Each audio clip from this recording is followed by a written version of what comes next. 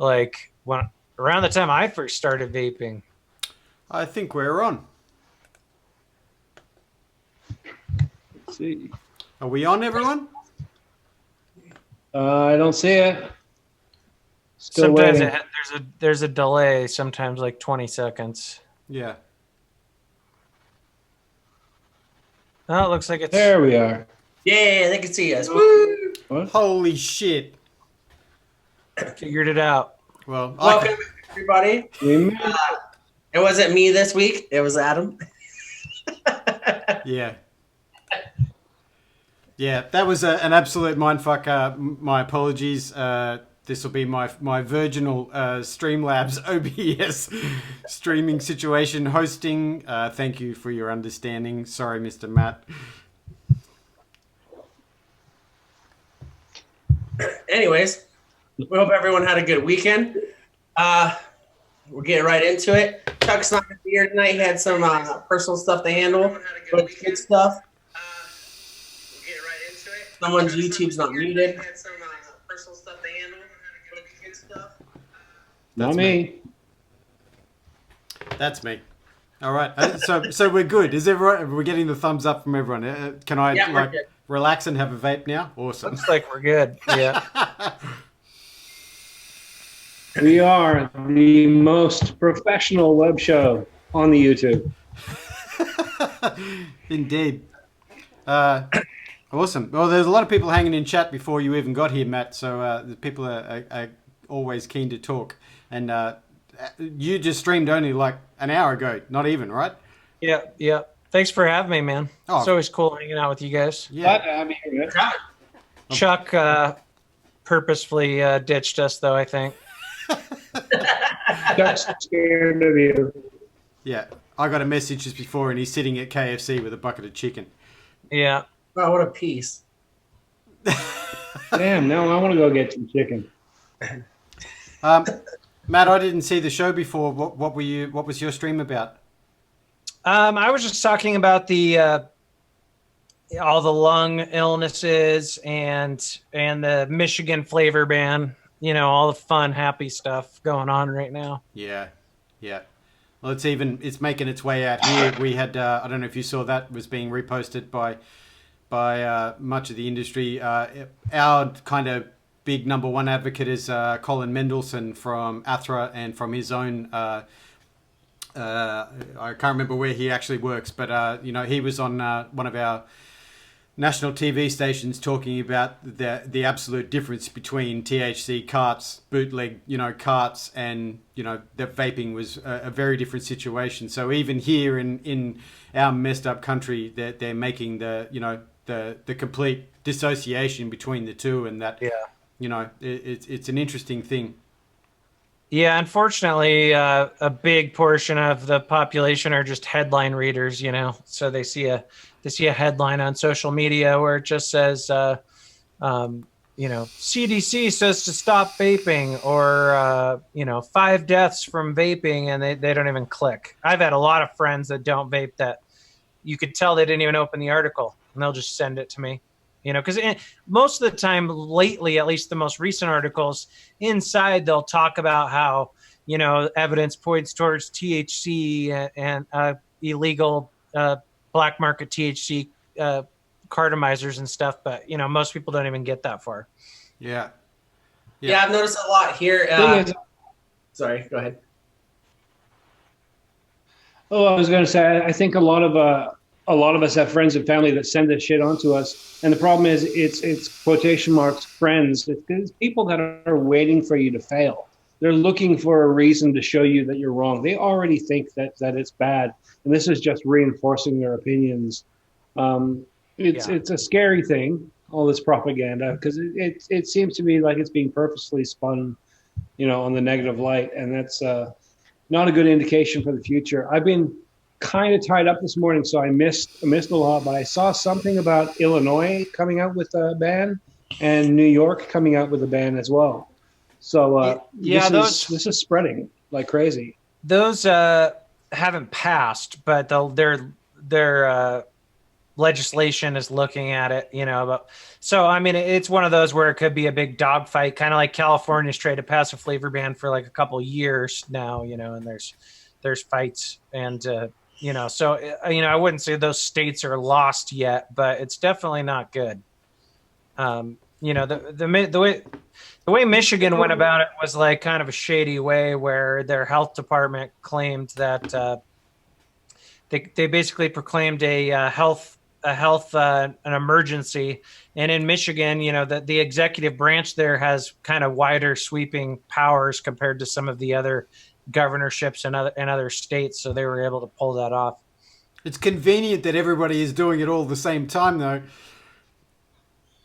Oh yeah, this is how, you know, this is how this shit always happens though, where it rains, it pours, you know, and like they look for something, they like these vaping illnesses from the THC cardos, and they just use it to kind of shape their narrative.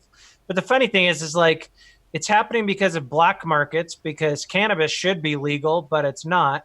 And so there's black markets, and there's no regulation as far as what, you know, they're obviously putting into some of these products. And so their fix to that is to create more black markets, you know, ban flavors and then create a nicotine vaping black market. It's fucking stupid.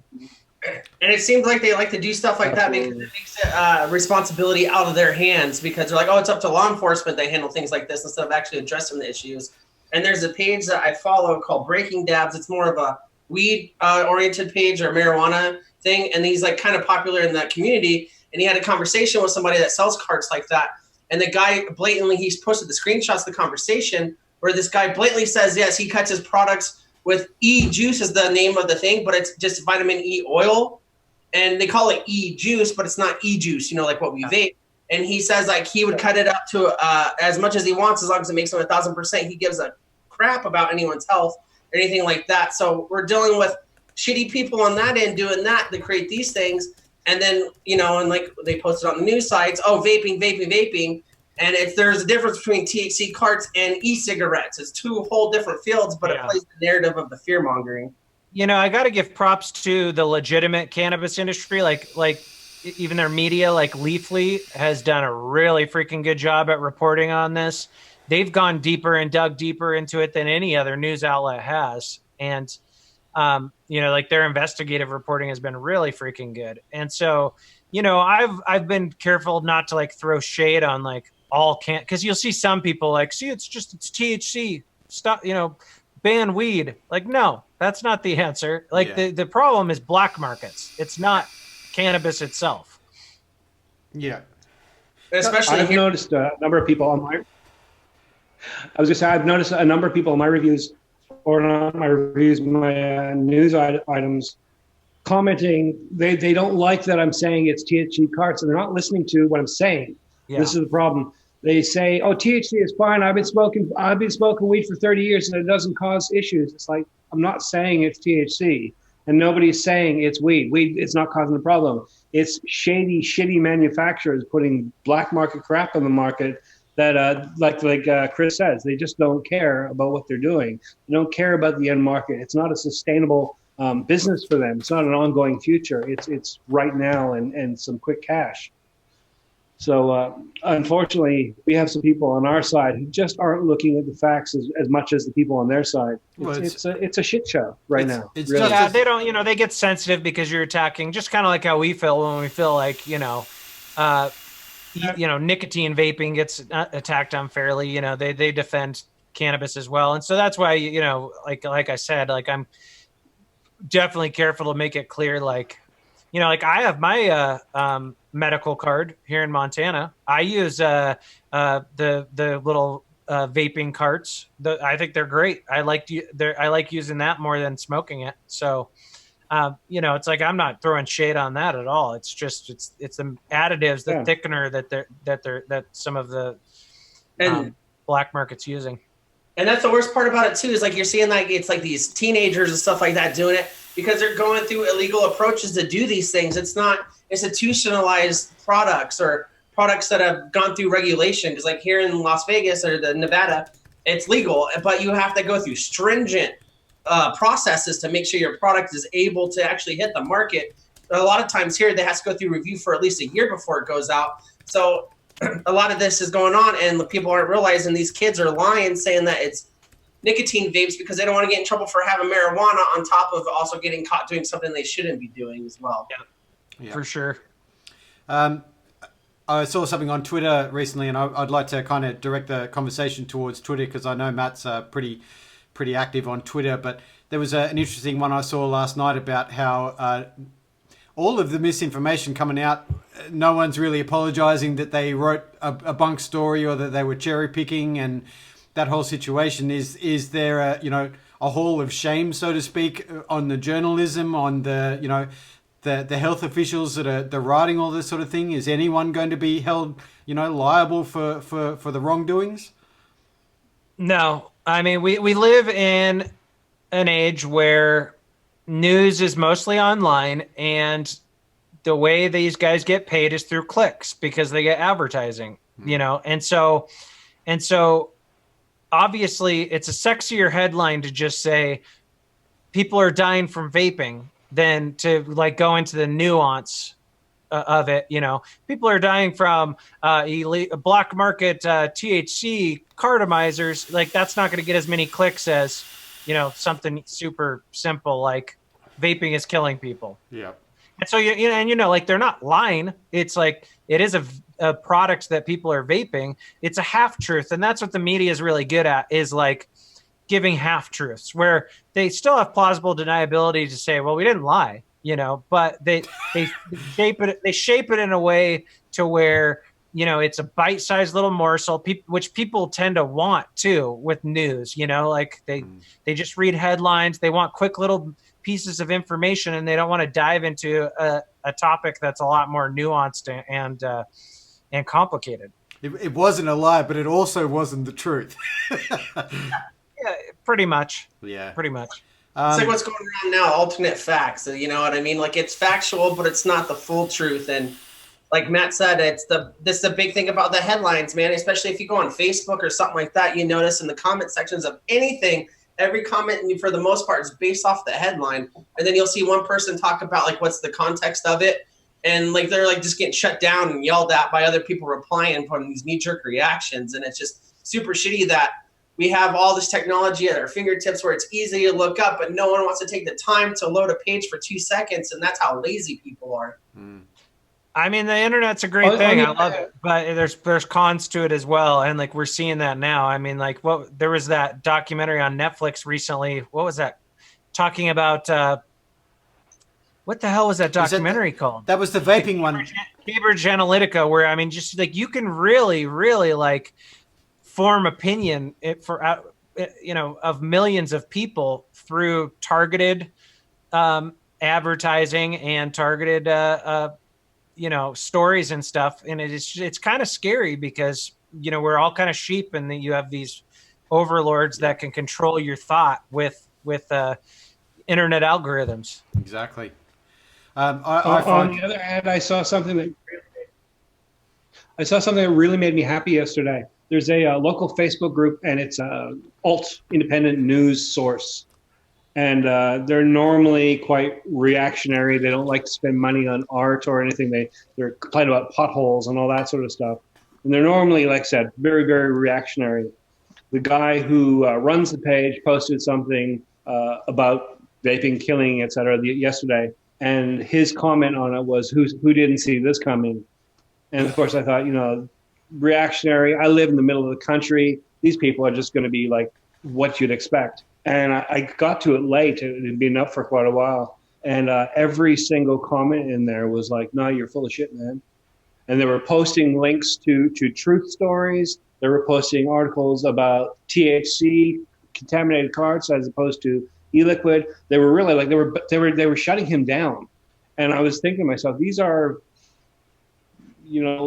middle class, leaning right wing country people, and they're all reading this going and not believing it. And it's like, it just gave me a little bit of hope that maybe there's more people actually thinking out there than just swallowing what they're told to think. So there is light out there somewhere in my town. Yeah, especially like with the news articles here. We had a thing over this weekend here in Nevada. Just a little backstory. It was I have the Southern Healthcare of Nevada. It's like health insurance out here, right? I get these letters every month or whatever, like, just like, oh, what's going on with health? You should jog for 5 minutes a day, whatever it is. And there was a 5-page set of how nicotine is poison.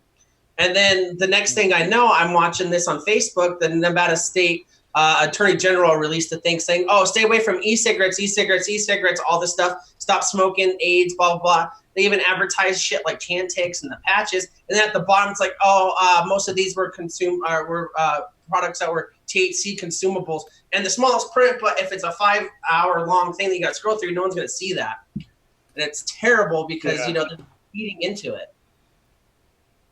I was let's going back to that situation on Twitter. Like I'm a little bit active on Twitter and not as much as I'd like to be, but I get to try and respond to tweets and I'm blocked already by people that I've never even engaged with. It's like, am I that much of a threat? Yes, you are. You speak the truth. Yeah, there's like Scott Gottlieb. He's blocked a lot of people. I haven't gotten blocked yet, but I like Twitter though because like they actually read it. They like a lot of them. I'm not saying everyone, like a movie star that has 10 million followers, but a lot of like the Surgeon General, he reads the tweets. He's responded before. Gottlieb has responded before to people. So like, you're at least like are getting heard. It might not be a good response, but yeah, I mean, it's also a good place for proper info too. Like there's a lot of really good vape advocates on Twitter. There sure is. Yeah, absolutely. So we haven't even done a buffet yet, and as two reviewers on the panel who get products all the time, I always want to know what the latest stuff is. So should we do a buffet? Just why not? Sure. Change tack. I don't have a bunch of stuff in front of me, but I have a few things I can show. Awesome. You go first, Matt. Well, what I've been using mostly today, because I've needed more nicotine because I've been stressed out, is the Magico with the mouth to lung coil. Nice. And then I also have the Pyro V3 here with the Aegis. I think they're calling this like the limited edition. That's an RDTA? Yeah. Crazy. The comeback. RDTA is in 2019. It's actually pretty good. I don't know how well to do, but it's Hey, Matt, did you have issues with the O-rings on that? Like tolerances? Yeah, just getting that top cap in place. No, I mean mine pushed down and let's see. There we go.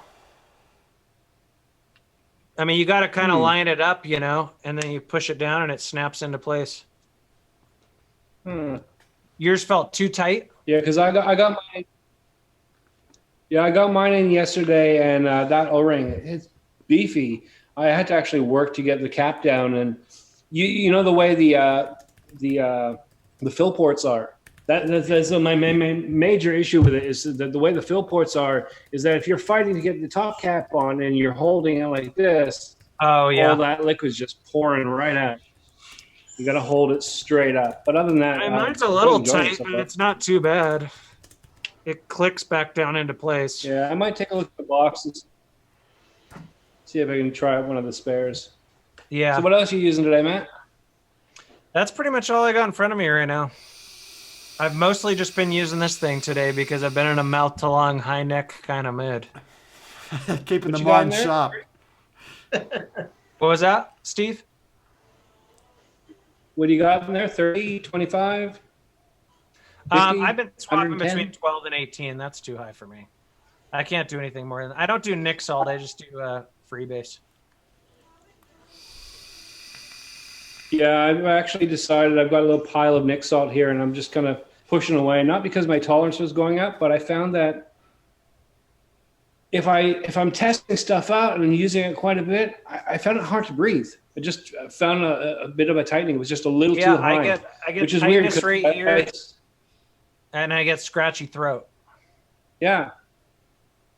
Same exact thing. So I'm just gonna walking away from the Nick salts now, which is weird because I sub them at 6 milligram and I'm fine. But mouth to lung, 25 mil Nick salts, not doing it for me. There's something about Nick salt, man. Kind of stick with that. Even like 3 milligram salts, like it still has that effect on me, where I get more of a scratchy, tickly throat and feel kind of tightness right in here. It's something about it that does it to me. That's me. I'm a 3 milligram Nick salt sub-ohm user. Have been ever since I could, which is strange. Yeah, some people tend to have issues with it, and others don't. Yeah. Yeah, I'm not going to put down Nick salts. I'm just figuring it's not for me, at least for a while, because just that weird tight feeling. I'm not a big fan of it. It kills me, man. So, every time. Anyway, moving on. Let's do the next round of buffet. You go, Steve. Anyway, so what? What? I missed that. That's okay. Pyro V3 on the swell kit. I got I got Duck's nuts in there. Not putting Chuck's nuts in my mouth. Other than that, O-ring, I'm really actually quite liking this so far. I like an RDTA. I haven't seen one out for a while, and it makes a nice change.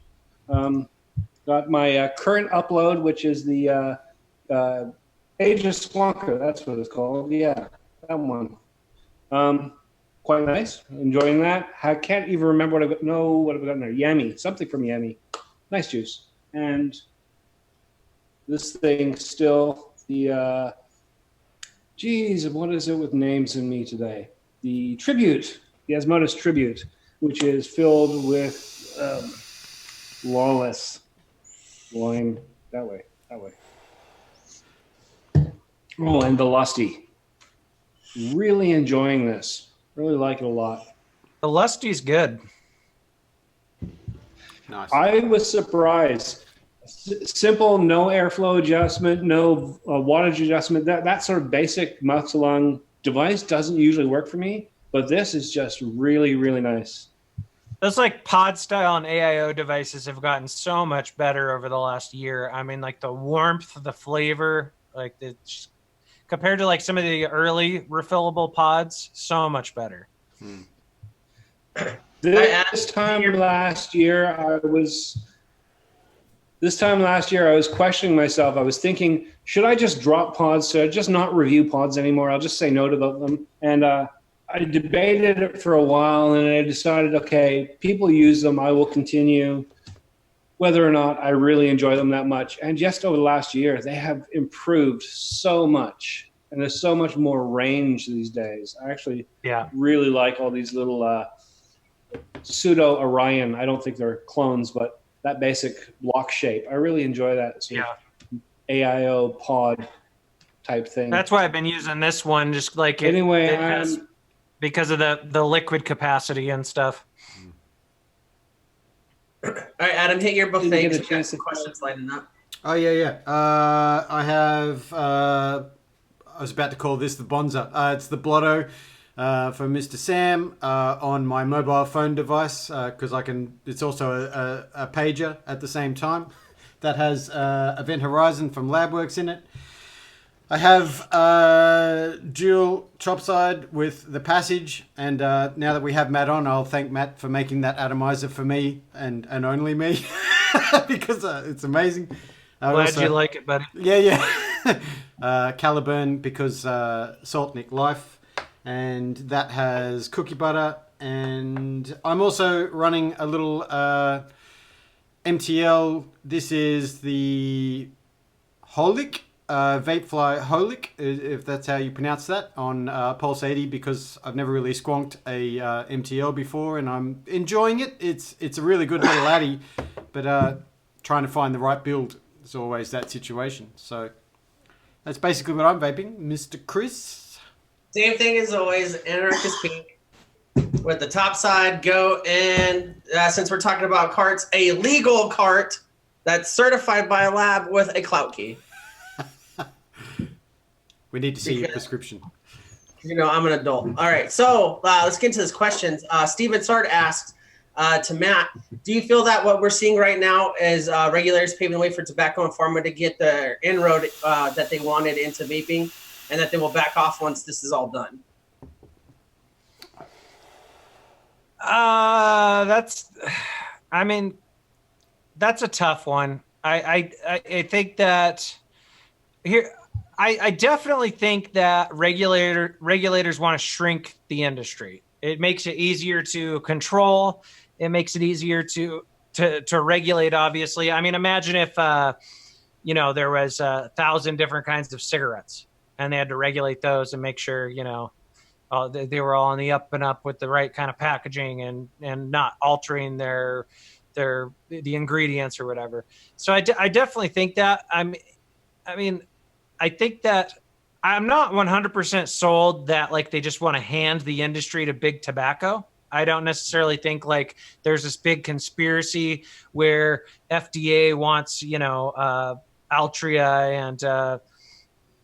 and RJ Reynolds to just control the whole thing. But I mean, I definitely think they want to tame the beast, so to speak.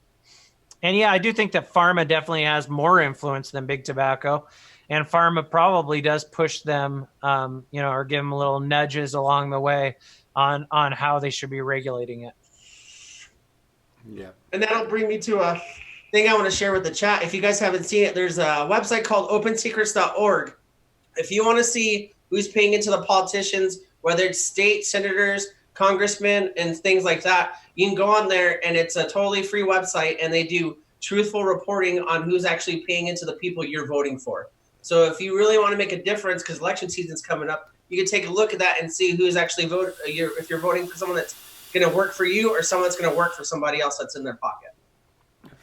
It's pretty scary when you start looking at that, and you see it not just in this industry, but legislation. Yeah, it's heavy. I only did that for the first time, I think, in my life last year when I was starting to, see all of this going on, and it's scary, but it should be looked at. Money in politics is like the overarching issue over all of this shit, and it's even the PMTA process, it's crony capitalism that is, hands industries to a couple big players. And, it's pretty gross. Like, I've always been a proponent of getting money out of politics, like Citizens United was awful. And I would rather have, public elections, publicly funded elections personally. And I want to bring that up too, since you said that. Another thing too is a lot of people will be like, "Why is it so different in the UK than it is here?" Their election processes and their politicians is totally different. They're not funded by PACs and things like that. Their election process is like, I think at most 2 weeks long, and so they're not being fed into by big industries and things like this trying to pass laws. So that's why you see a difference over there. Because out here, the healthcare lobbies for how the healthcare should be run. Over there, they look for things that make it easier and cheaper for the industry as a whole, not how to make money off of people. It's were you also? Did I catch the last part of that? Were you talking about Regulator Watch and the Martin Doctrell situation, Matt, in your stream with the Q&A? No, I wasn't talking about that. I think somebody else brought it up, but yeah, I think that's definitely something good for people to check out. Yeah. I was saying even in I made a small tweet about that. In 30 seconds of speaking, Martin Doctrell basically puts it into perspective on why the UK is, even though they have their problems with the limiting situation for their devices and whatnot. They put public health as first and foremost, and also at the same time to try and minimize the risk of what it was that they were, bringing into their country. So, just that outlook alone makes us all look fairly. Yeah, the TPD isn't perfect, but it is so much better than the PMTA process that we have here in the States. Yeah, and the UK's obviously their political system has its own issues, but when it comes to health, I think that they have a better handle on it than we do, and they don't let as much influence, get control of the system. Yeah. I think that full interview, when it finally comes out with Mr. Dockrell, if I'm saying his last name right, Martin, he's the lead tobacco situation for Public Health England. Is that the correct way to announce his title? I'm not sure. He played some part in it, or he did play some part in it when they were first shaping it. I forget exactly what his title was, though. Yep. But absolutely keeping your eye out for that, and that's also the information to be sending to others or to be sharing that kind of situation. That outlook on is, yeah. Hopefully it'll rub off on other countries. And so to address the chat, Matt, we got another question for you from Raven Shadow Bates. Says, what advice would you give to those that are trying to get the right message out about vaping and the benefits it has as far as presenting it? I talked about this a little bit in my stream today. I think that people need to be vocal. I also think we need to remember that when you are putting information out there or getting into a debate with somebody, that you need to be respectful, because you're representing the whole industry. Like I've seen over the last week or two, people go on to a Facebook page for a local news organization and just be like, you guys are fucking hacks, blah, blah, blah, blah. Like that doesn't help anything. If anything, that just helps them, back into their corner and hate us even more. So like, I think you need to debate and you need to challenge these people that are putting out, the wrong information, but we need to make sure to do it in a very respectful way, because you are speaking for, millions of people. Yeah. Especially with the vape stuff, because a lot of people don't know it's not mainstream. And the thing I would suggest, if you guys have it handy, keep like on your phone, if you're going through Facebook and stuff like this, a link available to something that counteracts and doesn't provide into the narrative that it's just vaping that's bad. It's whatever we're going through right now, whether it's THC or the stats. Have a link ready, post that in the comments instead of calling someone an effing idiot. And then they can actually look and read it if they wanted to. Because the people you'll attract are the people that actually want to do it. That's the people we need on our side. I like Ernie Voka's question. Isn't the cat already out of the bag when it comes to vaping regulations in the States? And side note, this also kind of applies to Australia. IMO products will continue to get by the tons. Can they stop them coming through the border? I mean, that's it, like, okay, let's say a worst case scenario, there's a federal flavor ban for all the states in our country. And let's say they the PMTA process, they don't exempt anything. And so they enforce against hardware as well. Yeah, people would still most likely be able to order from Chinese retailers and stuff like that and get the shit that they want. Yeah. But it would definitely slow down the amount of smokers that are switching. Yeah. Well, I can add to that a little bit with South Australia having the situation about to happen on October 1. So many companies moved out interstate so that they could effectively still come back. Like we have an online, ban of retailing devices and anything, but companies are still going to be shipping back to this state. So it's, they tried to stop it, but it's not really stopping it. Yeah. I think the problem is when you have a ban and then you have an online ban, excuse me, and then you have harsh penalties, you're just driving it further and further black market. And rather than product coming from out of state, you're going to have bathtub brews in state. And then we're right back to the same problem we are now, except we can't say it's just THC carts anymore. It's Joe's e-liquid that's causing the problem because Joe doesn't know what the fuck he's doing. The problem is that legal products are regulated. Legal products are taken care of. There's a guideline for how we can manufacture and how we can ship and how we can care for these products. And black market stuff is just, not the way we want to see our industry go. Yeah, for sure. And especially with just a quick reference to it, the United States tried to ban alcohol in the early 1900s, and see how all that worked. With a country full of people that had cars that could go 30 miles an hour and had no real electricity, and they were able to do it. You create a bigger problem by black marketing things and actually regulating them. But shout out to Kevin Vape Malone joining the chat, the video. What's up, man? What's up? We out here in the rain, bro. Yeah. We out here in the rain. If you guys are unaware, Kevin just moved up north. And it's cold, bro. It's cold. Like northern Nevada or? No, Oregon. Oh, Oregon. Yeah, Oregon's cool. I have a lot of family from there. Central Oregon. I'm in Roseburg right now. Yeah, trying to my move. grandparents used to live in Roseburg. Yeah, it's a nice little town here. Yeah, it's pretty. Yeah, we're like technically out in Melrose, which is like the sticks of Roseburg, basically. Yeah, I mean, you might come across like a militia or two and some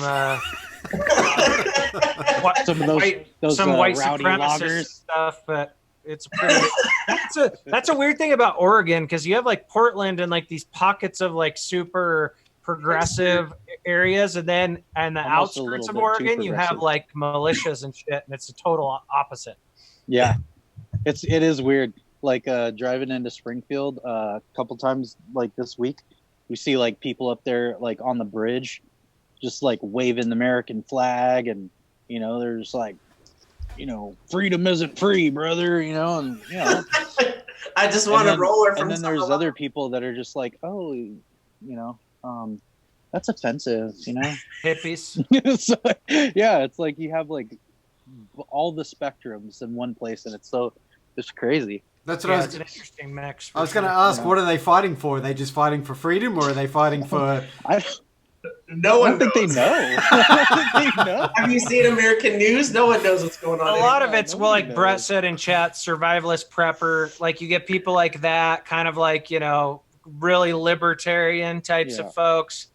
Like not all of them are like white nationalists, but then you also have some racist groups as well, and out in the country there, and so but then there's hippies that just want to live off the land as well. So you get kind of an interesting mix. Not too far from here is, they call them the rainbow people. So, and it's like a group, a little community of homeless people that live in the woods, like just like in a shanty town somewhere in the woods. I don't know. I consider where you're at the new LA, but instead of being like famous on TV, it's a bunch of social ideas. I feel like Portland is more like that, because like the homelessness in Portland it's like insane. Like it spreads, it comes out of the city and like into the freeways and stuff, even like it's crazy. That's how it is in Seattle right now as well, and San Francisco. There used to be this thing where back in the 60s, where if you wanted to be non-mainstream, you wanted to leave all that crap behind, you went west, and you ended up in San Francisco. But of course, San Francisco, it's a hole now. So where are people going? They're going to Portland, because Portlandia is really cool and it advertises it on TV. So they're all kind of heading that way. Same thing happens in Canada. Everyone who wants to run away from home, they all end up eventually in Vancouver. Yep. Basically, all the San Francisco hippies moved up. They were just like, it's too expensive to live here and be hippies, so we got to move. We're getting a lot of that here in Vegas too, especially with a lot of California. I wouldn't call them outcasts, but that's just the name I use. To where a lot of them voted in a lot of the things that they don't like that's going on there. Then now they're coming here, and it's not a political issue for me. I'm not a political person, but it's definitely changed. It's flipped the scales from a red state to a blue state in less than 2 years with such an influx of people. And then people just don't realize when they go somewhere new, when they vote for the same things they did somewhere else, it's going to create the same issues.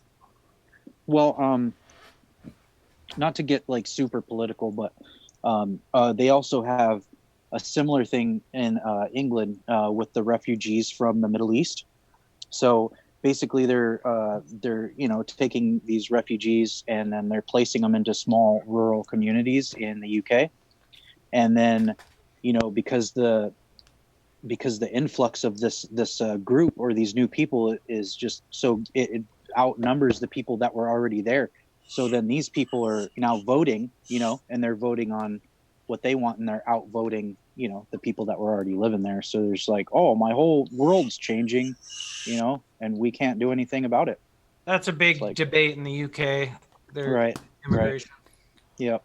So it's kind of similar, right? Not exactly the same, but it's kind of the same though, because I mean, those people in California, like I was one of them. In fact, was a long time ago for me. They're refugees from, just outrageous taxes, gas prices, traffic, just overpopulation and all that. So, and not that many opportunities anymore. Like, you really have to be a CEO and work at Burger King. You know what I mean? Like, dude, I mean, like the real estate costs in California. Oh yeah. I mean, it's insane.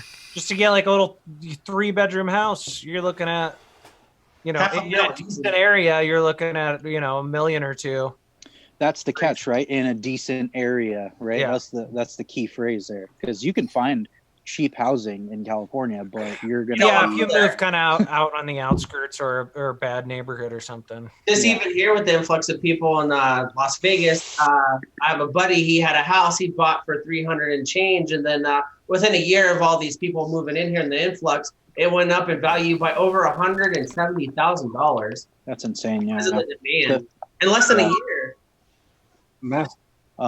I just wanted to say though, real quick, to everybody in chat, what's up? I'm on my phone, so I don't have chat open. So if you guys are like, "Hey, why is Malone not saying hi?" I am, but I can't see you. To hit the chat real quick, we got a question for you, Matt. It says, "What would you say to the DIY community that looks for loopholes to attain nicotine, if that's going to be an issue?" I mean, we're just gonna have to wait and see if that comes about. I don't think that there's gonna be a ban on that bulk nicotine for quite some time. If it comes to that, then that's a tough one, because obviously that's a very important product that you want to be clean, and not, I'd be scared buying black market nicotine. So I don't know. I mean, it's one of those things where we're going to have to wait and see where we're at if it happens. I don't think there's any like good advice to give at this point. Well, we can tunnel it through Australia, because that's right. Yeah. Just it's an underground tunnel up. Yeah, it's an expensive shipping cost, but it'll. We'll send Malone to other countries, and he can, put some up his butt and come back. My prison pocket's gonna be full, buddies. Water balloons full of Nick. I do not think I'd want to be vaping that. Well, you'd be surprised. I'm sure we'd have some takers in chat. Well, Chuck's there, so yeah.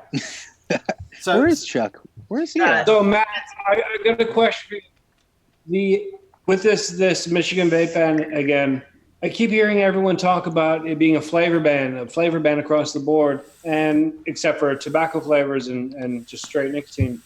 But I saw something else. Someone was talking about if you have 4 or 5 devices, that's going to be a felony. Have you heard anything about that? And how's that? Like, is it just a flavor ban, or are they going to overreach and go devices? It's across the board? For flavor, like you could potentially get a misdemeanor if you had more than 4 different flavors of e-liquid. Now, people are kind of like using that as like just something to be outraged about. It's stupid, but do I think like the cops are going to be going around checking people for e-liquid? No. The reason they put that there is basically to try to get dealers. That law was written as dumb. Well, it's not a law. It's a rule. So technically 4 bottles or 5 bottles of 15 mils will be a misdemeanor, but 2 gallons of pink lemonade is absolutely fine. That's ridiculous. Wow. That's crazy. Is that a case that they've just got to put something so that they've got some kind of rule/law? It's basically like a cutoff. So like, if you're illegally selling, right? Yeah. So like, it's kind of like somebody that, whether they're going to bust someone with pot, like as a dealer or just as a consumer of it, if you have so much pot, then you get, a different type of punishment. And so that's kind of why they did that, I guess. It's dumb. But I mean, it's not like they're going to be like frisking people or like checking out their house. Like, oh my God, you have 10 different bottles of flavored e-liquid. So, I mean, that's not the concern. The concern is vape shops shutting down because without flavors, they won't be able to stay alive. Distribution. And that's the quickest way to do it.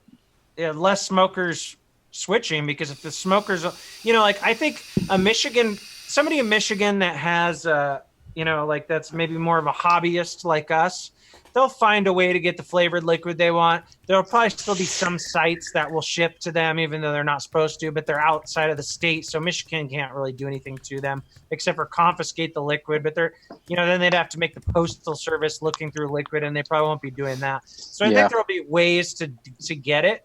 But for your average smoker that walks into a gas station, because most likely the vape shops will be gone, and all they have there is a tobacco jewel, like and they don't like the taste of it, they're going to keep smoking. Yeah.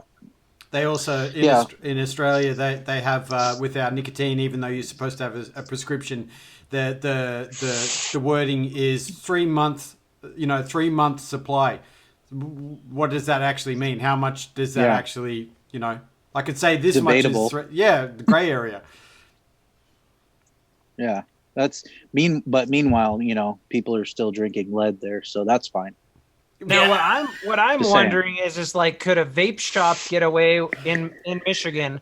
Could they get away with selling like those or liquid barn kits with like the flavor shots and the nicotine side by side in the little Loophole. kit? I don't know if they could or not. It would definitely depend on what their laws are written, because like we went through it here with the 30% wholesale tax on vapor products, and then because like it was an avenue that was brought up about instead of putting nicotine in the products, do like the Nick shot things, because then your tax would be reduced on what you have in the store and stuff.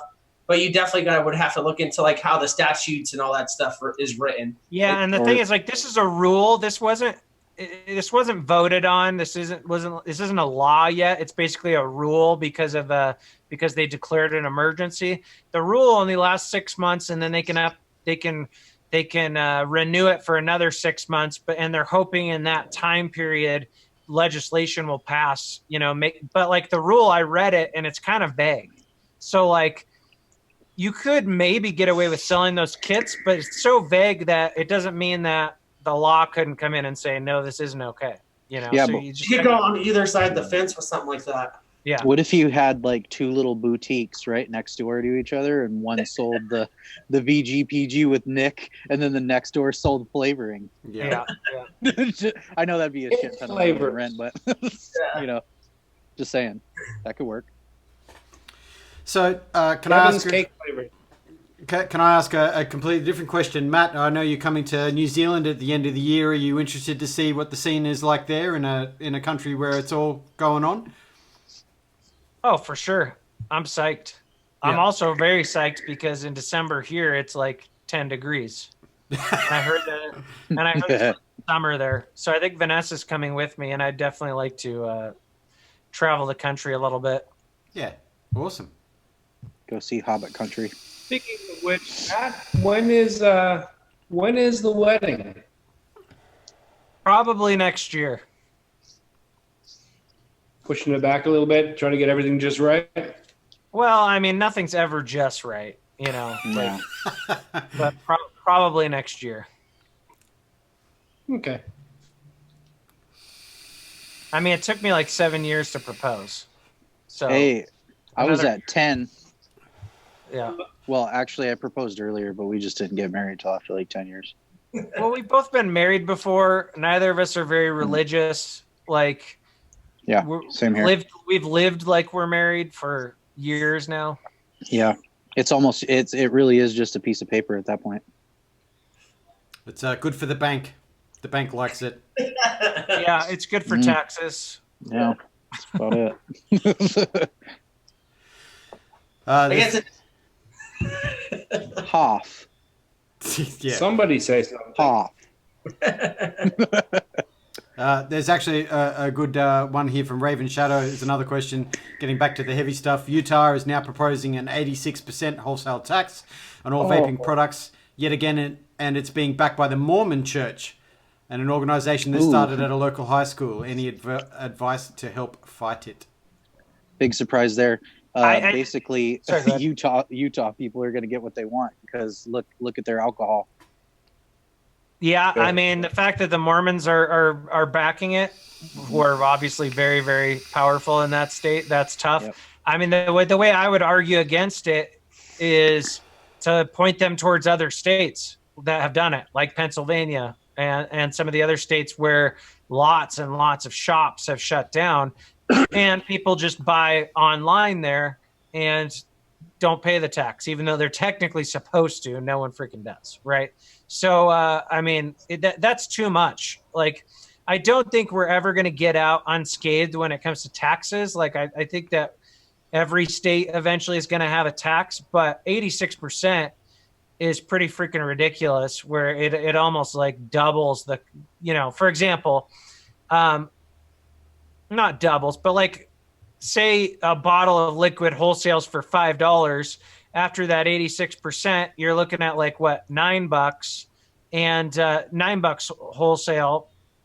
And so the price is going to go up a ton, and people will be able to save $5, $6, $7 on buying stuff online. Somewhere else. And I can speak to that personally, as like with where I work with, we do all our main business is wholesale. We have a retail site, but that our bread and butter is wholesale. And I don't know if anyone else works in any kind of industry, but if you do anything at a wholesale level, your markup margins aren't that big, no matter what you're doing. And so for the most part, anything above like 15% is loss of your profit right there directly to the business on its own. Because there's not huge markups on things like this. And like, and this is my personal opinion. I can't say it's facts, put on my tinfoil hat, but instead of proposing flavor bans, which they may not be able to go through, what they do is they use these high taxes as the same exact kind of thing.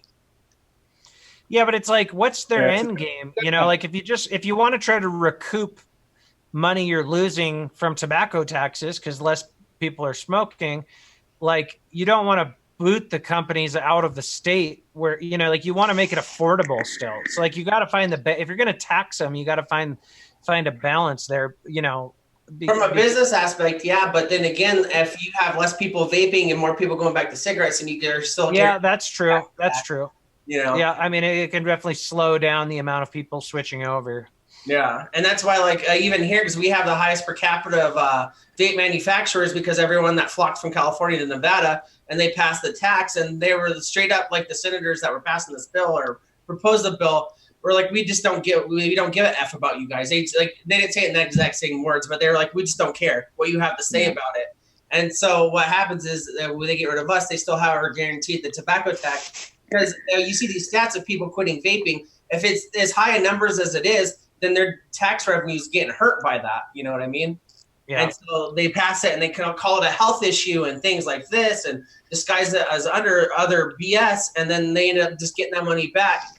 And people continue to stay on, things that are threatening their health way worse. What's the tax in Nevada again? They passed it through a loophole backdoor deal. That's not what you asked, so I'll get straight to the point. It was 30%. Yeah, 30% wholesale. That's in law right now. You guys have already had to start they passed it, and there's nothing that's been instituted yet, but we're looking at the first of the, the year, 2020.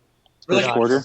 In set by then. They're still trying to figure out how they're going to institute it and do all that, because originally they instituted it as a bill on its own, which it looked like it really wasn't going to pass. I had a lot of hope for this. I was very excited to see about how this went. And then what they did is went back and amended the actual tobacco bill that's been instituted before, and then included us into that. So there was no like vote to pass it or nothing. We just got lumped in. So we got bamboozled with that. So it's going to be a 30% wholesale tax. And then they're also talking about like a shelf tax, which means they can tax you on every product that you have on your shelf. As a wholesale distributor, you're going to have it's a floor tax. Exactly, the floor tax. So if you're going to be a wholesale distributor with which a lot of the companies out here are, you're paying tax on stuff that you don't even sell just because it's sitting on your shelves. So they're guaranteed to get that money. Yeah, but like technically, you guys would only need to, because the tax gets collected from you guys when you sell it, right? Like you charge an extra 30% when you sell it. Well, right? We haven't got to the point yet till we figured out how that's all going to pass. I can't speak too much about the business because I'm an employee and not like, I don't speak on behalf of anyone. But what it's looking like right now is it's going to be from manufacturing companies directly, and then wholesalers as well. So like we have a manufacturing company that we work for that works with our company that creates the product that's getting taxed, and they send it across the street to us to sell to other people. That's getting taxed as well. Even if it's international sales, anything that's sold in the state of Nevada is going to get taxed, regardless if it's staying here or not. and like a lot of So even if you were shipping it to someone in Dubai, Afghanistan, Texas Iraq, or whatever, you'd still have to pay that tax. Yeah, that's ridiculous. So they definitely made sure they dot their I's and cross their T's on that to make sure that there's no way to slip through the system. Well, Cross our T's. Let Erica know Montana would love to have local vape. I don't know if I want to move to Montana. No. Dude, Montana's dope. Dude, yeah, I'm a Montana is boy. probably I'm a city my boy. next. People always make fun Montana's of me. probably my next state to move to be honest. People make fun of me for living in Montana, but it's not all the same. Like they think like it's like North Dakota or something, but like if you live in the Rockies, you have cool, trendy little ski towns and shit throughout. Yeah. And there's a shitload of Canadians and Californians and Washingtonians that come here. So it's like it's not just like, you know, the you know, some rural podunk place. Like Yeah. I mean, yeah, it's rural, don't get me wrong, but like No, and I understand that, and I'd say that as a joke or whatever. But as far as it goes with me being in the industry for the short time that I have, or anything, like this is my heart and soul now. I know you wouldn't want to move to uproot everything. But the thing is like I said, I can't speak on behalf of anybody else or nothing like that. But if there were to even be a state, I've already dedicated myself to like wherever this goes next, I'm there. Yeah, you'd be better off in Montana, bro. Trust. Well, Malone, if all these other guys get shut down in California and everywhere else, you move up here, we'll start a distro and we'll just own shit. I'm down. They're not going to fucking Totally down. They're not going to do a wholesale tax on us for a long time. We've got a surprise guest coming in 5 to 10 minutes. I'm just joking. Yeah. Do you guys accept international visa applications at all yet? Maybe. Yeah. Thomas, I was just, there's nothing wrong with North Dakota. I'm just saying North Dakota is kind of like flat and in the plains. And a lot of people think Montana's the same way where it's, right, you know, flat plains lands. There's cool places in North Dakota as well. I lived all over the States while I was serving in the Army and stuff. So don't get me wrong, dude. Like, and I'm not going to lie to you. Born and raised in Vegas. I love it with all my heart and soul. But now that we've become more of a big city than a small town, big city vibe, I'm not too big of a fan, and I've lived in smaller places while traveling abroad, and that kind of appeals to me. But then again, that's a far trip. But look, dude, you could actually have real trees and not just pictures of them behind you. If I wanted to see real trees, though, in Las Vegas, I'd just go to a park. I don't go to parks. I don't give a fuck about trees, though. Yeah, those are fake trees, bro. Yeah, they're not real. Ain't no coconut tip me in the head, no. They're not real trees, Michael. So I guess we're coming up to an hour, and I need to be that person to say it. But Matt, can we ask you, what you've got coming up? Tell us all the top secret stuff you're working on. No one's watching you. It's okay. As far as like my own products, you mean? Yeah. I have things like that I'm working on that I'm not certain if they're going to come out yet or not. So we'll see. Like, I'm working on a really cool MTL RTA right now. I also have been working on a dual 21700 mod for like a year and a half. Nice. Even though obviously it's like totally goes against what the trend is right now, but it's fairly small for 21700. Yeah, that's nice. And it's light. That was the point. You know, like most of the dual 21700s that have come out have been pretty heavy and bulky. Well, yeah, because you got frame weight and then battery weight on top of that. So yeah. And so hopefully both of those come out this year, but we shall see. I still haven't got my hands on a Passage yet. I will, I swear, though. I will get one. I need to get one. I'm sleeping. I don't know. Do you even have mail where you're at, dude? Not really. Bro, we seen the mail guy come by, and it was like legit his own Jeep with a US mail magnet on the side. That's what that's what like the rural postmen look like. They'll have like just those Jeeps that don't have anything on them. It's just a magnet on the side that looks like they strung 4 magnets together to make the one. And then after he delivers the mail, he takes the magnet off and puts the Papa John's. Yeah, basically. Yeah, he just reaches up and puts the Papa John's on. Goes into town. I'm pretty sure the Rainbow people have your mail. If you've been looking for your mail, the Rainbow people have. Yeah. We got your Beard Lube Weekly magazine. No, I've been missing that. I've already missed like 3 issues.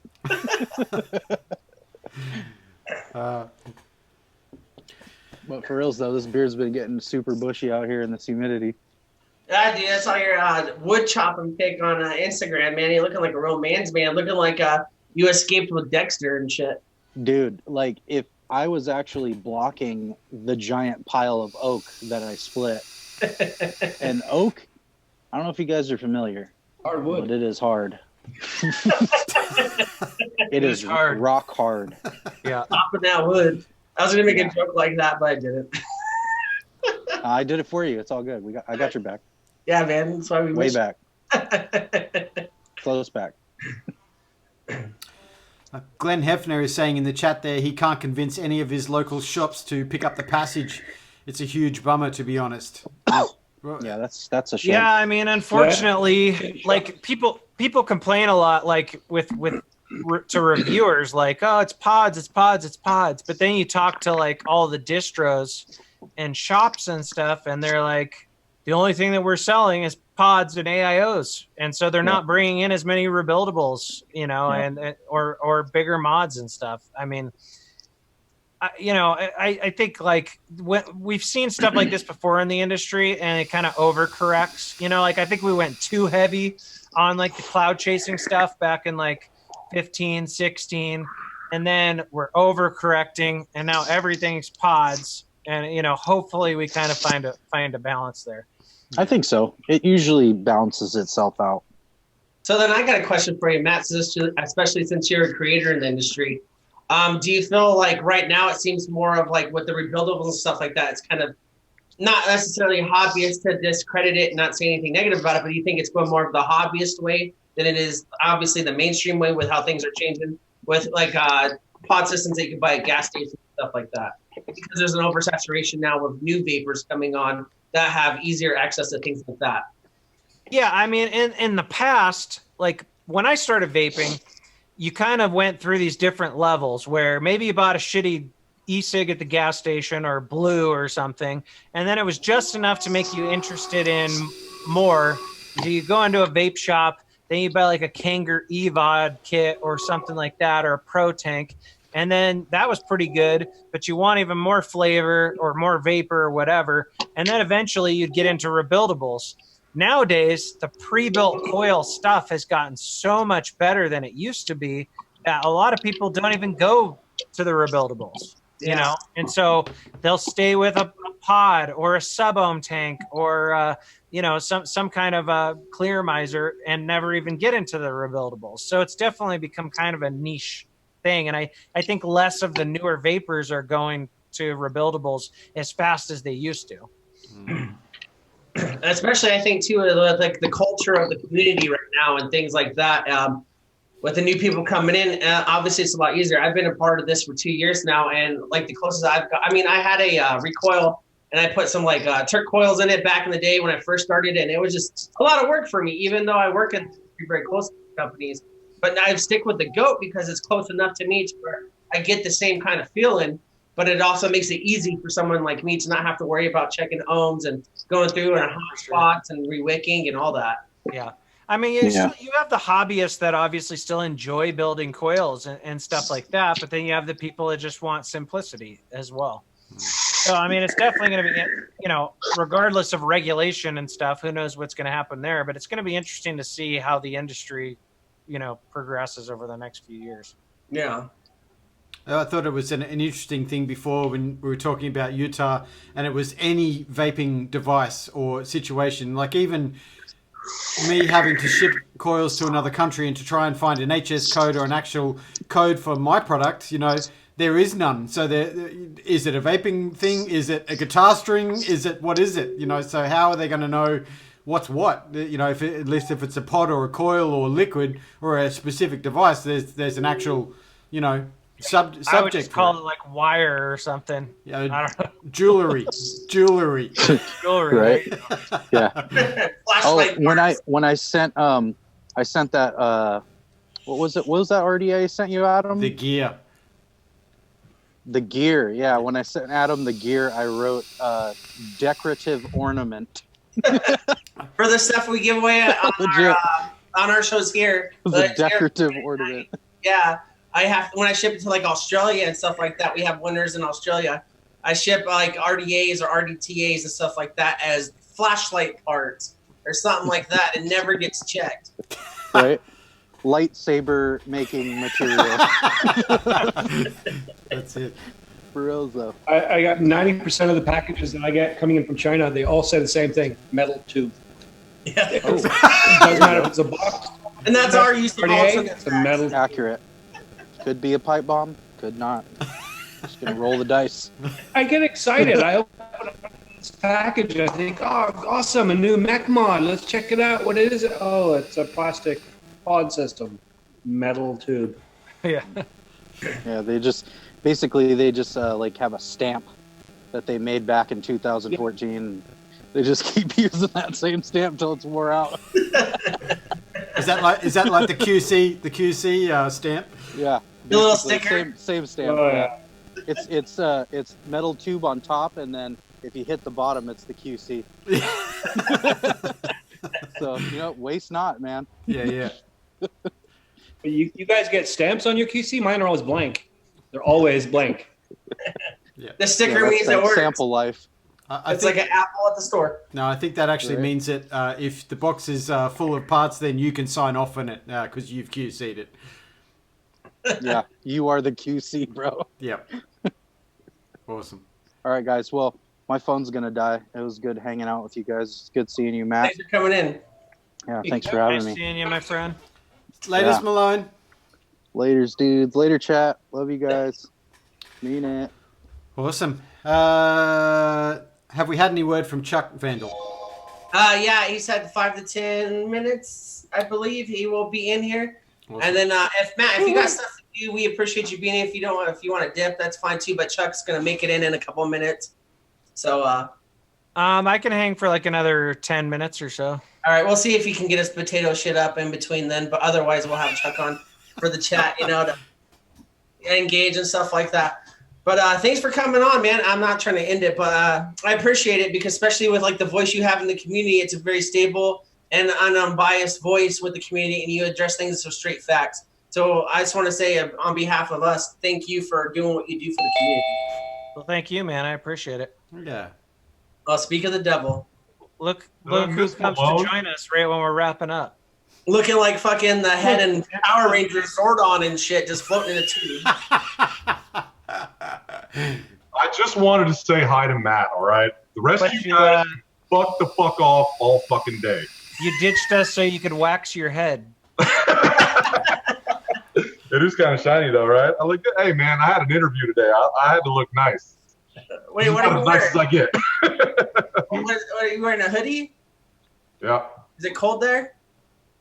I'm trying to be cool and have an anarchist sweatshirt on, bro. Why don't you stop being a dick? Nah. All right, just be a dick. I don't care. What's up, Matt? Why don't you give me a rundown of everything that you talked about Oh, today? wow. I'm pretty sure you guys have a replay up. So Fake stuff. I ain't got time for all that shit, man. I want the Cliff's notes. Give me the synopsis. Sorry, you're like my commenters. Like, I know, right? can I have the TLDR? I don't want to watch this full on. Totally. Well, so are you guys really wrapping it up right now, man? I'm sorry. I had a whole bunch of stuff to No, do. you're good. I told Matt if he wanted to dip, he said give us another 10 minutes, but we got to keep you in here for at least another 15. Oh, God. Really? This guy? Yeah. Nobody Yeah, wants man. to see me. I can't even We see this haven't had guy. a full Amigo show in a minute, and Kevin was here earlier. You missed it. Well, I know. I hopped in and I saw that, and I was like, oh, Kevin's there. Culley's there. Those And other then guys he are was like, there. oh, Chuck's coming. All right, later, bros. I don't have internet out here. Oh, is that what happened? No. He's getting attacked by the rainbow people. Yeah. He was chopping There's no wood way- from him. There's no way I'm getting chat up, but I would like to say hello to everybody in chat. I was trying to kind of intermittently talk to people in the chat as I was going from place to place, but I am really stoked to have Matt back on. This is his second time on the Amigos. I do believe he's the only one to be a two-time. Is that correct? Yeah. I've been here twice. Am I the only one? I think you're the only one just because we love you that much. Oh, hey, I appreciate it. I think you've like ditched me both times too. You were doing like your porn screenings or tryouts. Or something. He's a fluffer. No, it's fluffer. Bullshit, the first one. As you can see, it didn't work out. We had an interview. It was you and Brian, and we did the whole small mouth off. I was there. Oh, that's right. That's right. Maybe somebody else didn't show at the last one. No, you know what I think it was? Well, yeah. I don't know, man. Like all the live shows, they kind of trickle into each other. I'm losing my mind. Right? It's not easy to give as much time as you do, but it's very appreciated. I tell you. Did anybody talk about how fucking rad the Passage is yet? Yes. I said Yes, thank you for making it for us. Okay, well, all right, that's it. That's all I got. Fuck. It was just for you guys. Yep. I know, right? That's how I feel. Whenever Matt comes out with awesome hardware, which is every time he comes out with something, I feel like he was thinking of me the whole time he was fucking designing that shit. And it makes me feel special and like a happy little person. Well, thanks, man. I appreciate that. I mean, I wasn't thinking of you, but Oh, come on. Just kidding. yeah, it was all for you. Yes. You say it in like a good sentence so I can isolate it and put it on the keep internet? sending the product back. I need a new proto. I got to make this change. Huh. Chuck wouldn't like this. Boom. Isolated GIF, internet, meme, things. The other big piece of news was that Matt is opening up a new distribution center based in Montana. It's going to be called Local Grape, and he's accepting resumes for box cutters now. Yeah, I figure since Montana will probably be one of the last, well, knock on wood, will be one of the last to have any kind of taxes for vape products, I could corner the market for a few years while all these other guys get fucked and just buy a mansion. Dude, be the Starbucks dude and set up franchises all throughout that state of distribution centers. Yeah. You will be rolling in dough, and I will carry your luggage to all your awesome events. We'll call it like Backwoods Distro or something like that. Fuck. The Lambo money. That Lambo money dough. Yeah. I can't have a Lambo in Montana. Why? 'Cause I guess the That early bitchin' Ford or something. I don't know. Snows like 3 or 4 feet every winter. That's true. Didn't you just get a new truck? You got like a Yukon or something? No, I got a Expedition. Okay. Oh, you used to have. Now you went Ford. Good for you. Way to go, buddy. And it was used because I'm a penny pincher. Is that the OJ car? Is that an Expedition? Oh, that's a It's a Bronco. Bronco. I don't Oh, make those anymore. That's Those old Alaska Broncos are Bronco dope, though. I three. love like older, like 80s and 90s Broncos. Yeah, bro. You pull the top off the back. You get a little lift kit. You're pulling all the tail, the hoedowns and such. Well, if you got a new car, Matt, I want to say thank you for being a reviewer and not making people guess on it to give away juice on it. You guys Wasn't don't actually a agree while with ago. me, I but you think. can laugh. I know what I'm saying. Oh yeah, didn't Rip do that or something? Yeah, I got a Yeah. little Beamer thing. That was cute. Whatever. Look at all this money I got from you watching me videos. So now just guess my wealth. I don't know. I'm. That's my personal opinion. We'll leave it at that. Yeah, you're a real asshole. It's Yeah, fantastic. I'm not gonna make Everybody you loves guys be like, oh yeah, dude, we got 4 Patreons. Look at this Chinese food I bought. Is it fried rice with chicken or beef? No. YouTubers always do that. it. I know. So, I remember from a live stream a while back, you had talked about maybe thinking about doing a Patreon thing. Whatever happened to that? You just decided against it? I'm gonna do it at some point. I haven't wrapped my mind around it. Like I want to like offer value, not That's just the hardest part, man. yeah, like not just be like, hey, donate to me. Like I'd like to like offer something, so people feel like they're getting their money's worth. I just haven't figured out exactly how to format it yet. Yeah, it's not easy, man. That was kind of a tough decision for us too, but it wasn't so tough for us because we're all broke as fuck. And just to make these videos to like do stuff, it's like, yeah, maybe a couple bucks a month would help, but like, yeah, I can see where like someone like you would probably have like a bunch of people, and it's like you kind of feel obligated to make something special if there's going to be that many people that are paying for content. But even so, it's great that you're conscious of that, because a lot of people will be like, oh, well, you think you like what I'm doing, I'm just going to keep doing that and not address it at all. And I see a lot of that in the community to where people will just take advantage of the fact that people are willing to give instead of like, doing it to be something productive where it benefits everyone in the end. Well, yeah, I mean, I think you got to offer something, and you got to like kind of build a community, make it not just like a donation. If you just want donations, then just give them your PayPal or something. But like with Patreon, it's kind of meant to be like a community offering, extra content or exclusive stuff. Yep. And get people engaged and, talking in that community. And so trying to figure out how it's like having a whole second job, basically. It's a pretty full time. Sure. I mean, if you're a reviewer and you're already working full time at that, and then you add the patron on, it's a lot more work. I love my patrons. We have an awesome little group, and it's really, really small. So I kind of like that because there's a lot of intimacy, a lot of hand holding, a lot of help. They've started helping each other out, which is really cool. And I have fun and games with them. I can't do contests now on Facebook, and you're not supposed to do games of chance on Patreon. So I do skill questions and stuff, which is basically like I'll throw them a black and white picture and say, color it in. The one I like it wins. This week I did one where I said, write me a story. Here's the first sentence. You guys finish it. And they are fucking hilarious, the stories they've come out with. It's going to be actually really hard to pick which one gets the prize. I might actually give them all something because it's just actually really cool to play little games, but it is a lot more work. Yeah. Well, you create a palpable, return on something like that, which is amazing, and that's what it needs to be. I just don't ever want to see where this stuff turns into something where it's like, oh, give me money if you support me, but what are you supporting? You know what I mean? Are people supporting someone like Mooch as well? He's got his own patron. I'm not sure what his numbers are, but he's got his own there. When I was doing Patreon, I had 3 people that I was a patron to, and it was one was Mooch, one was Bogan, and the other was somebody else. But the reason why I did the Bogan one was because, in which we stole the idea from, was because I wanted to be in that group. He had a Facebook group, which is super fun, and so it was just like, I'll pay $5 a month to be in that Facebook group, and it's totally worth it because it was just a cool group, Yeah.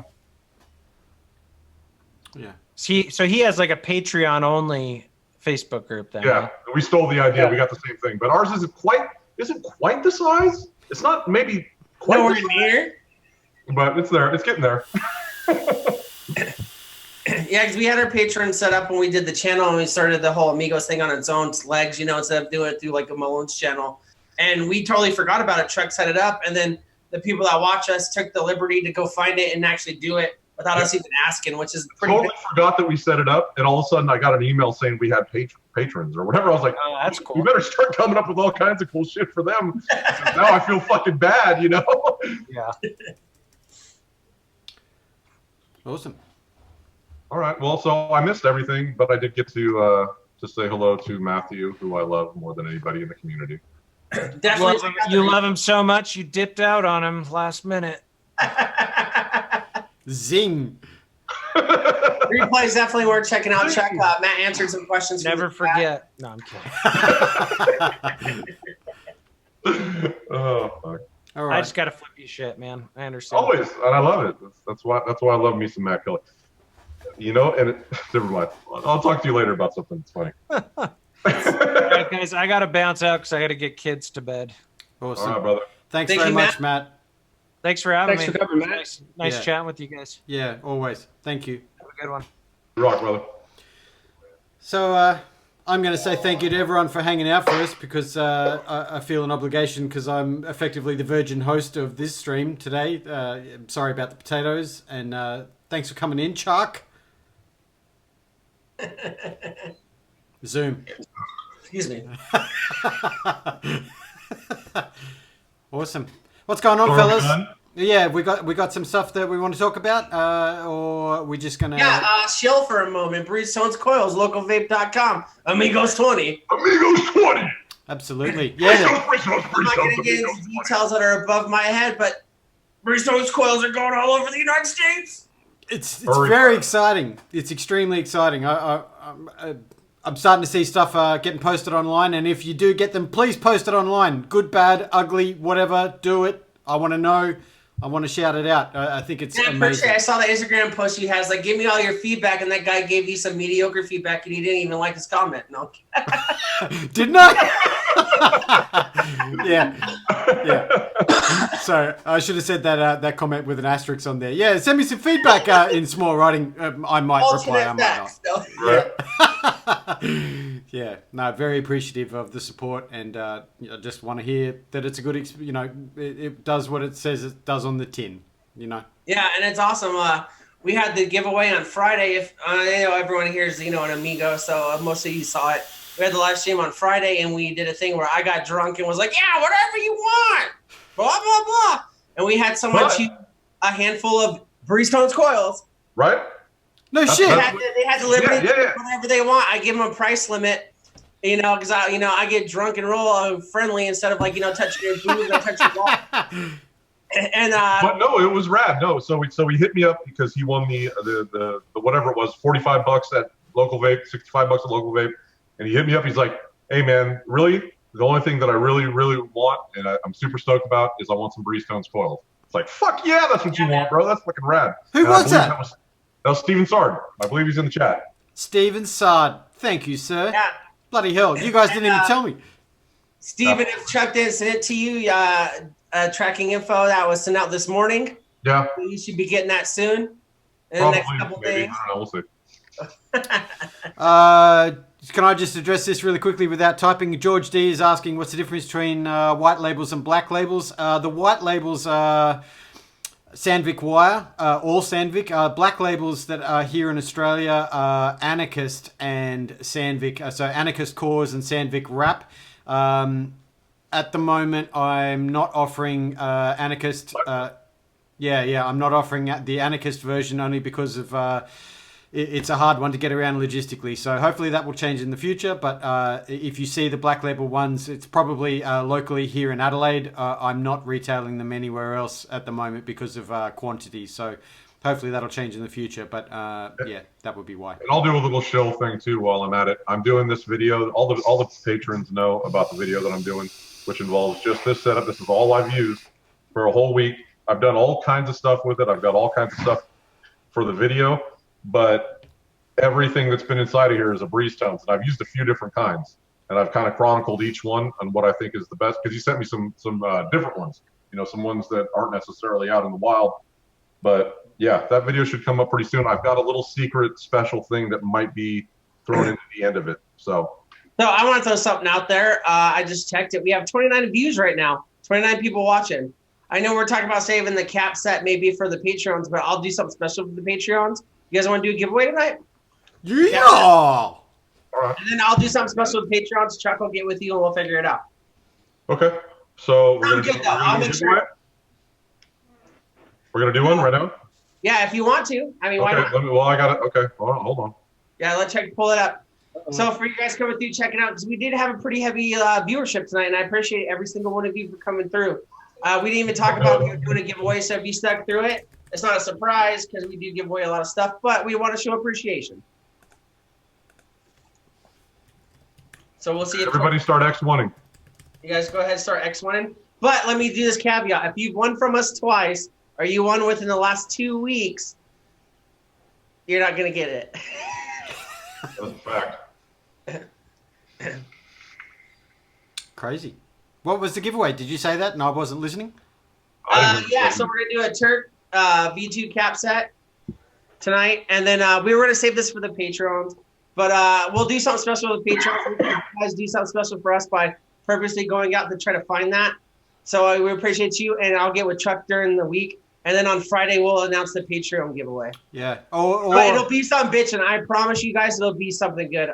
Chuck already knows what I already have in mind. It's a little expensive, but you guys are worth it. Yeah, well, so that we're, I'm assuming that we'll make it to 300 by then, and that would be the 300 giveaway. And I'll do my best to try and throw in on that because it is a big thing.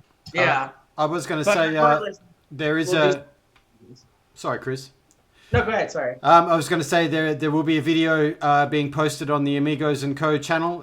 If last week, if you haven't watched it, you should. It was the conversation with Mr. Thomas Crow, who is currently in chat, X1ing his North Dakotan fingers off. Thomas is an amazing man, and you should watch that replay. But we have another one coming up probably Thursday or Friday Australian time, which is last month for everyone else in the US. We have Hold on, Dylan Dermott, you said USA only. No, man, international, you can enter this contest. It's not an issue. We ain't playing grab ass here. Yeah. If you're in this chat, I don't give a fuck if you're $10 too. It'll get to you. What's up? Oh, that just made this so bad. I don't even want to do it now because that was so bad. Good thing that you never pay for anything. Wow. Yeah. Anyway, Okay, so and 5, 4, 3, 2, 1. Stop.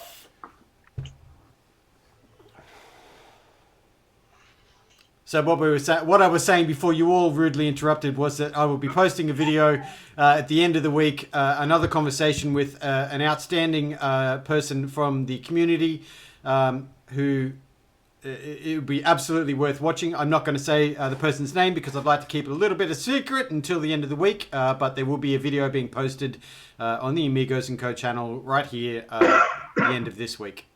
And I want to say a special thank you to Tito for coming on and doing that with Adam, because like we said from the beginning, if you were here from day one, if not, I'll explain to you real fast. We want to include everyone. We're a community. Every single one of you are a part of this community. So if you want to go on, like T-Crow came through, did his thing, talked about it with Adam and stuff like that, we appreciate that because that's what we want to hear is from you. Not saying you're average, but from the average person that vapes and stuff like that, just some kind of experience with whatever you felt with anything. Stop everything. We do this because of you. We do this for you. Anything that we have, like the discount codes, and we've said it a million times, I'll say it one more, we get no kickbacks. There's nothing that we don't get, no monetary funds. We don't get nothing from none of these places. No. We got lucky enough, like with the Turk stuff, that they were willing to give it to us to give away to you. So if you want to come on here and want to talk to us, please do. Please talk to us. We want to hear from you. You guys are what makes a community. You are the community. Yeah. Thank you, Breeze-Stones. Matthew Welch, rock and roll, brother. That's my home shop. Me and AB are very close friends, and I'm super stoked that you got a pair from him because not a better vape shop in the whole of the Bay Area than Seven's Smoke and Vape Shop in Brentwood, California. Wait, so did he win? Let's go. Let's go with the octogenarian ginger, and give me a number between 1 and 286. 69. Good. Fucking do it. Big surprise. I can't wait to eat my beef fried rice after this. Wow, nailed it. Okay. I think maybe it's a new person. All right. Cool. Let me get my little obligatory picture just in case there's shenanigans afoot. Mr. Single name like Madonna. We're talking about Jake. Jake. So, Jake, you won the Turk cap set. Please, if you haven't yet, you can check us out, Amigos & Co. on Instagram. Send your shipping info to that page, and then I will get this out to you tomorrow morning. Oh, congratulations, Jake. And Jake, I will send the confirmation picture. You need to be subbed to this and following the Instagram page too.